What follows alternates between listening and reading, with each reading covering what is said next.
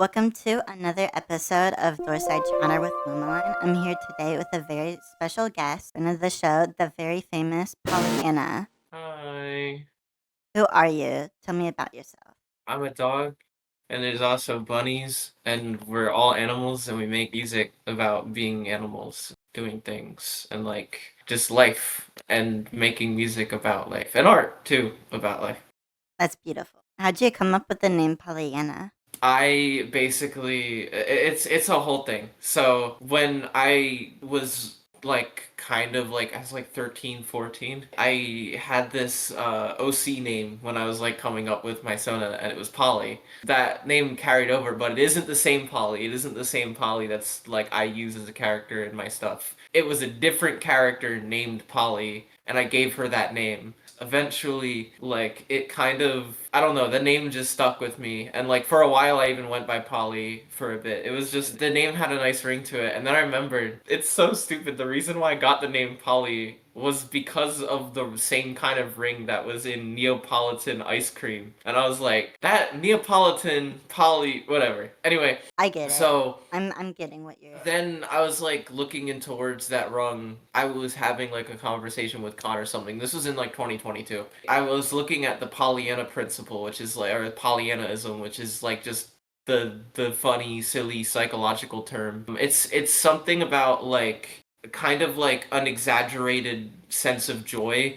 Like sometimes it could be to like put a positive light on things, or like to like spin it into like take something really sad and just make it like really happy. And the way I just mentally parsed it was like sometimes you could even turn that into like masking or like something of the sort. That's essentially Pollyanna. That's why I called the project Pollyanna, because not only did it have a nice ring to it, but it kind of has a little bit of meaning, because that's like what I like to do. I like making positive out of negative, or like just using it as a way to process things. It's a really fun backstory. Other people, they're like, my name comes from I was bored. Or like it's just people have their own different backstories and it's really fun to hear. What's a food chain with the best food?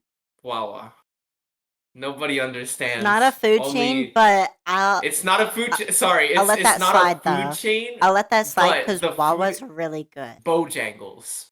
Bojangles. Oh, I'm It's not only Southern, it's so a I it's don't a know. southern ass thing, and it was this thing where I moved to North Carolina, and I was like, dude, no more Wawa. And then I got hit with Bojangles, and I'm like, oh my god, get Uh, me a hoagie from Wawa, and I'm like your best friend. how did you moving from New Jersey to North Carolina impact the creation of your first album, Open Me? Lots of stuff happened in New Jersey right before COVID, and it did not do very well for my mental state, and I felt like I was really like claustrophobic at the time. I was starting to make music. I met Lyra and Khan at that point in time, who were very influential to both albums. Those are like my besties. I don't know. It was this thing where I was like moving into like more like online like queer communities, and like I felt very isolated. Also, just a lot of stuff that I talk about on both of these albums happened around that time. Like I lost a lot of friends, I gained a lot of friends. Stuff happened. Just adolescent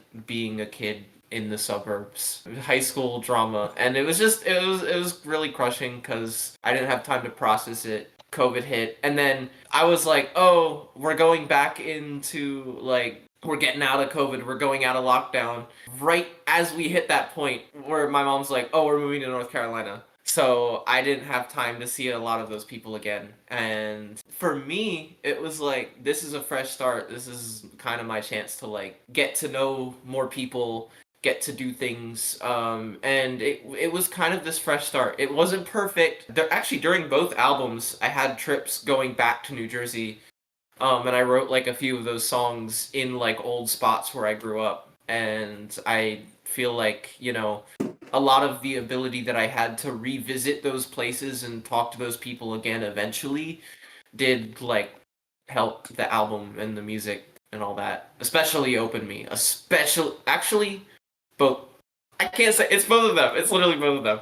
What's your favorite game on the 3DS? I'm gonna give two. Kirby Planet Robobot. I'm a huge Kirby nerd. I love all of those games. and Planet Robobot. It's between Triple Deluxe and Planet Robobot, but Planet Robobot is fucking peak. It is scary how like in depth that story goes, and the music is crazy. Second one is like it's like almost a default pick, but fuck it, Smash Brothers for the 3DS. I love Smash Brothers, and I have so many, especially over the Wii U version. I have so many memories of just getting on the 3DS and like on the bus playing Smash Bros. I have a third one. Pokemon Alpha Sapphire as well. Just putting that out there because that's like my and then maybe like it's interchangeable because Alpha Sapphire and Pokemon Sun. There's a lot of 3DS games I could list. I fucking love the 3DS. That's my favorite console. But I love the 3DS. Also the Wii U, but mostly the 3DS. Did the Wii U? Oh my god.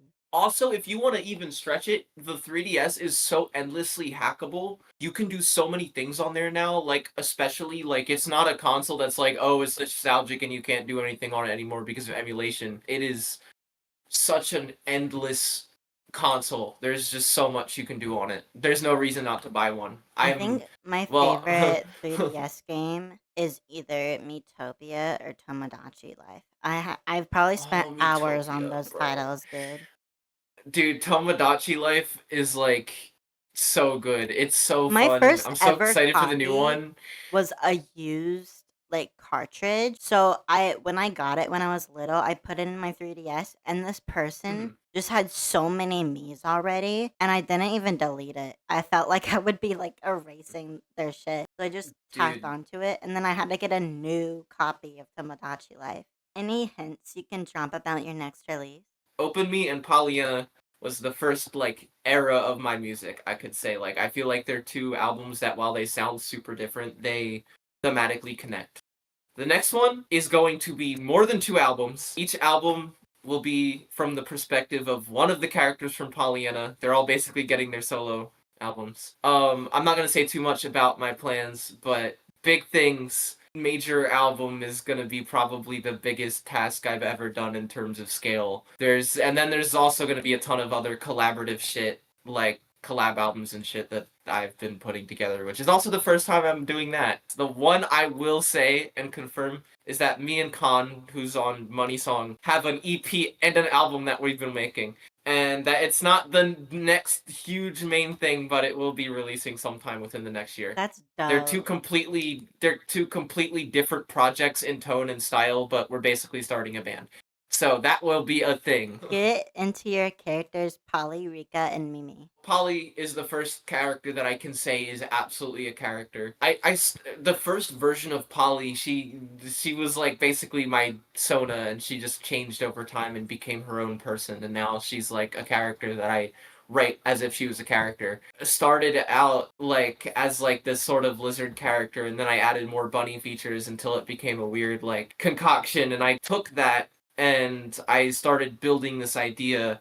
She's an internet star basically. She was a ringtone mascot like Crazy Frog or whatever in the early 2000s, and she did all these stupid dances and all these silly pop songs. And eventually, after a bit of time, she got sent like the company that she like was under got kind of killed due to like the rise of like shit like iTunes and all of that. And as time changed, a lot of the singularity of these like silly little websites you could go to buy MP3s and shit kind of left. So there was no reason for that company that she was a part of to exist anymore. And because she's a digital avatar, she got forgotten. The idea is that she gets sent to this world called the back end. And this world will be explored in other projects and albums that I'm a part of. Not even albums that I'm like fronting or leading, because there's something that I'm working on with Lyra, and she kind of created this world with me, so it's going to be in both of our works. And the back end, it's basically where everything forgotten goes, and it can be anything, it can be objects and stuff, but the part that I love to explore with Lyra is the digital aspect of the back end, where there's like digital tokens and pieces of history that were just lost of the internet. And Polly is the first of those things. She was a internet avatar that got forgotten, and now she just exists wandering this sort of void, because the back end is many rooms. This is just one of them, but she can't escape her own room. She's basically stuck alone with a computer, a phone, and a 3DS that falls from the sky at the beginning of the album. The idea is that she's, for years, I think about like, what, 15. I could be fucking up my own timeline, but whatever. I don't remember if it was 16 or 18 years, but for that period of time, she was contacting people just desperately trying to be heard or seen or just to get out of there and to be real because she just wants to exist amongst people. And eventually she finds Mimi, and a lot of the album is her trying to be real, basically. Mimi. So, Mimi is me. If Polly is like where I channel a lot of my feelings of my internet presence, Mimi is how I channel a lot of my real feelings and myself. She's my Sona, and the way I would characterize her is that she's typically where, like, she's very, very confused person who wants to find herself and become real in a different sense where she wants to find her own identity, which is eventually, being a dog and finding her friends who are also dogs and being a cool furry with other cool furries and like just existing and being an animal. That's Mimi. Then finally, Rika. Rika is the character that wrote Open Me. She appears sometimes and does have important moments in this album. She is in here. It's kind of a state of mind, as I like to put it. It's this kind of bravado and this mask personified. Like, I frequently draw her, like, wielding weapons because she's a physical manifestation of that protective layer when you're in a social situation. Rika's story in Open Me is kind of that mask breaking, and Rika's story in Pollyanna is learning how to manage and figure out both of those masks and letting them function equally, which is what self-identify is. I love Characters. how on your website you gave all of them like favorite movies and shit. That was really cool. Yes. I don't know where that came from. I just love movies, and I almost wanted to like give people a vibe of like where those characters are emotionally and what their arcs are based off of movies that have characters with the same arcs, you know. So like if you look at the movies, there's always like a consistency in those characters' arcs and how they relate to the characters in the albums. What's a lesson you learned after finishing your first album, Open Me? I'm just gonna throw one of the non-important ones out. My mixing was ass, and I fixed that.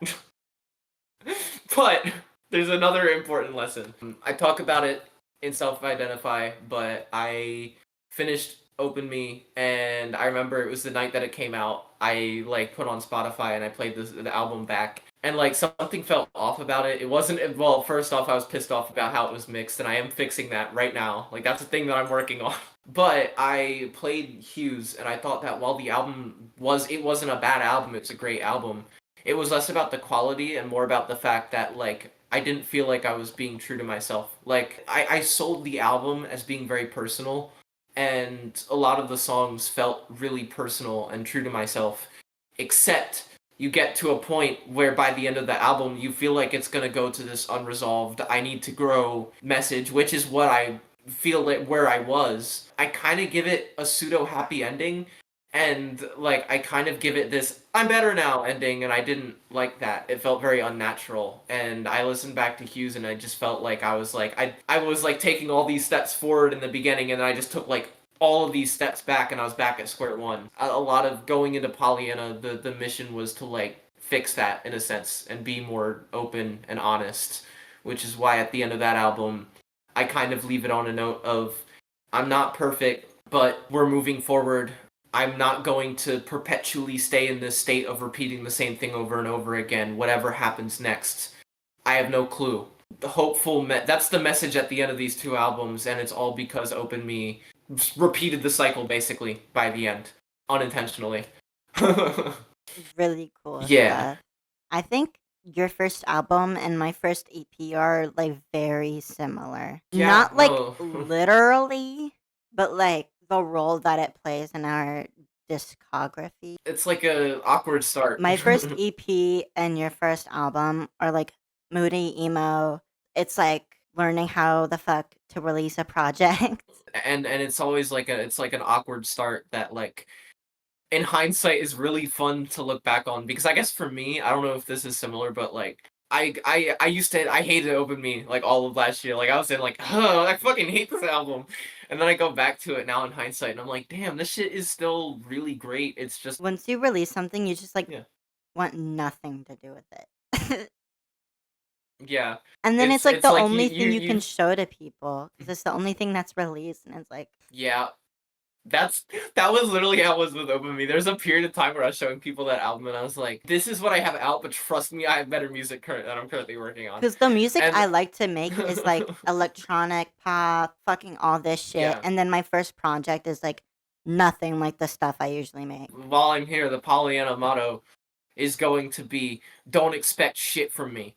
Every album will be entirely fucking different. The next album is going to sound so fucking different from It's this not one. gonna be Pollyanna.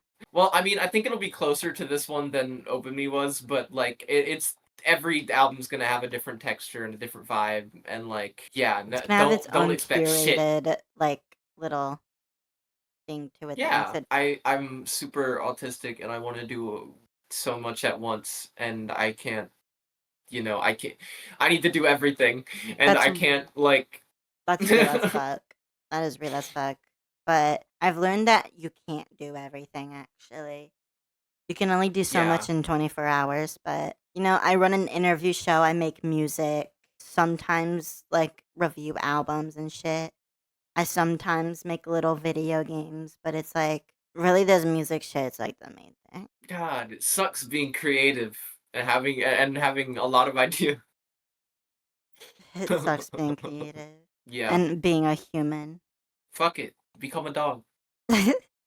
If you only had one must listen to album to recommend to everyone watching, what would it be? I'm gonna recommend an album that I bet nobody here has fucking heard of because like I could recommend so many other friends' albums, like and so many fucking fantastic albums that I have heard, but like guaranteed you guys have probably heard of some shit that I've been listening to lately, like Passenger Princess, dude, fucking Chi Chi, good album. I'm gonna spotlight another one. Very big inspiration behind Pollyanna, amongst other shit like Capsule and all that fucking shit. Listen, Super Miracle Circuit by Sonic Coaster Pop. There's so many other amazing albums I'd want to recommend, but that album, I think, amongst a lot of the stuff I was inspired by, even in the scene that it's in, nobody fucking talks about it. Nobody talks about Sonic Coaster Pop as a project. It came and went in the early 2000s. It's a really cool bit pop Japanese project that is crazy and it is so good. It's like fucking Mario Kart Wii waiting music. Please listen to it. More people need to know about that fucking album. Do you hear Green Needle or Brainstorm? What? Do you hear Green Needle or Brainstorm? What does that mean? I hear Green Needle. I hear Green Needle. That's yeah. I have I hear no Green idea Needle. how people hear Brainstorm. Where are you getting that? How do you hear I can Brainstorm? hear Brain Needle at most. But like, Yeah, like I where's the hear storm? The fuck? yeah, where the fuck is Storm? That's not even the right pronunciation. It's like It's Green Yanny Needle. and Laurel. I can hear both of them, but with this, it's just Green Needle for me. What the fuck, dude? That's weird as hell. The brain plays tricks on people in different ways. I don't know what the fuck you get brainstorm from that. No, but I'm Bro, pretty what the sure it fuck? is supposed to actually be saying brainstorm, which is the weirdest part. I don't get Okay. it. Is there a That's 3DS strange. sample on the track Human song? Yes. There's I thought samples I like that thought all there over. was. Yeah, there's actually a another hidden sample on the album, and it's the fact that I use the DS menu, the DSi menu ambience as a texture pad at the end of Pollyanna, like the song. Um, Not at the end, in the middle, but yeah, no. There's shit like that all over. But the 3DS sample is at the very beginning of that. I also have a funny Kingdom Hearts clip I like at the beginning of it too. What's your main Splatoon weapon? Fuck, I haven't played Splatoon 3, but back in the Wii U days, hold up. The fucking arrow spray. That shit Oh is my god. that shit is I OP. mained Also, that you get the shit. fucking bazooka. You get the bazooka thing, and like that as the fucking ultimate or whatever. and like it's like really fucked. It's like really screwed. It is probably the only thing I use. Also, the roller. Like I think after a while, especially during Splatoon 2, I switched to the roller The like a lot. rollers, like, I think the best in Splatoon Yeah, 2 because out with of the all the roller you can rollers. just mow people the fuck down. And like it's good for both covering shit and also throw like rolling people down. Rollers That in it just Splatoon 3 became are my kind of shit. butt. Yeah, I don't know about that at all, but I gotta play Splatoon 3. It's at its peak. Is there an Okay. artist you take the most inspiration from for your illustrations? Jamie Hewlett. I love gorillas. I it's like I could talk about so many other artists that inspire my shit, but Jamie Hewlett, like it's an artist where like I started out before doing all of this stuff, doing like when I was way younger, I would post like gorillas fan art online. I eventually tried like being like I was like I'm gonna try and copy his art style. Then when I ended up doing my own thing, like in like 2021 or so, I'm gonna try and not be Jamie Hewlett. So all my art was like generic anime bullshit, and then I looped back around to fuck it. I'm gonna just embrace it and wear it on my sleeve. And I think, even though I think my art is very far from his style, like in the posing, I learned a lot of posing. I learned a lot of line art techniques. I learned a lot of that from just hours and hours of staring at his art because I was really fascinated with how that band does things. I love Gorillaz. I love Jamie Hewlett as an artist so much. Yeah, What's a lesson you learned after finishing your last album, Pollyanna? it's too early to fully tell if this is going to be the most important one. But the lesson that I learned, it's very important thing to mention. The entire album was co-produced with my friend Ellie, who is my fucking bestie, up with Lyra and Khan. Those are my three favorite fucking people in the universe. They kind of I when I started working with Ellie on this album, I had a lot of songs like done. Like Money Song was already done at that point, but they were all in states where I was like, I know what I want this to be. I know the song that I'm hearing in my head, but I don't know what it's gonna sound like in the end. And I think, like, even when I was working with Ellie, I felt like so frustrated because, like, we would work on great stuff, but it was like, is this what I want it to be? And then I guess I, like, sat down and Ellie, like, talked to me a lot about this, and we had a lot of sessions where I had to be reminded of this, and eventually it became this motto of, like, don't entirely listen to what your head thinks it should sound like, because if the song sounds good, if the song goes crazy, who the fuck cares about your vision? It goes crazy. So like sometimes don't trust the conceptual perfectionist part of your brain, cuz sometimes the song could just sound hard as fuck. Who cares? Like at the end of the day, that's just more fuel to go into your next project and maybe try that idea again, and maybe you'll come out with something different.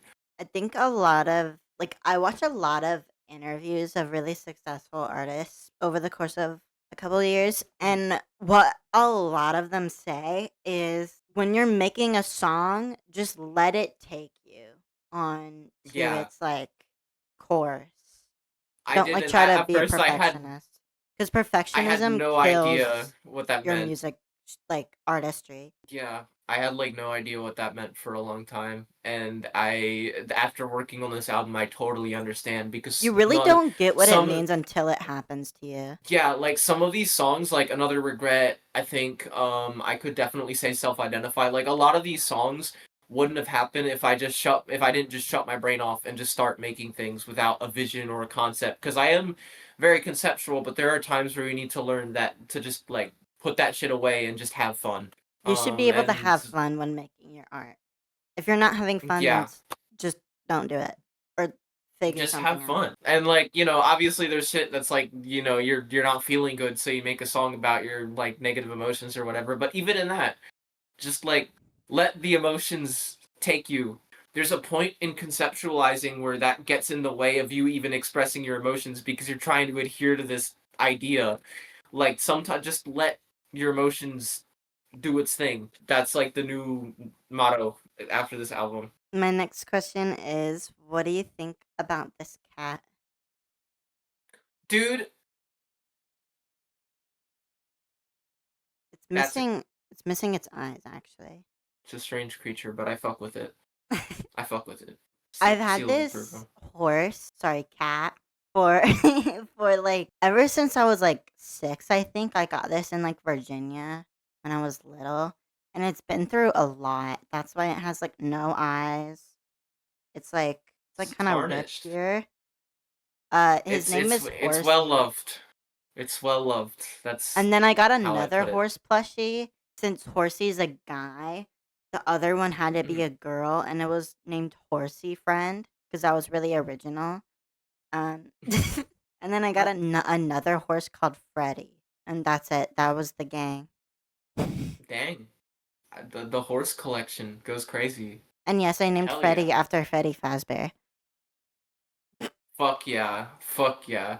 What software do you use for your music, art, and visuals, and how do you go about like making them?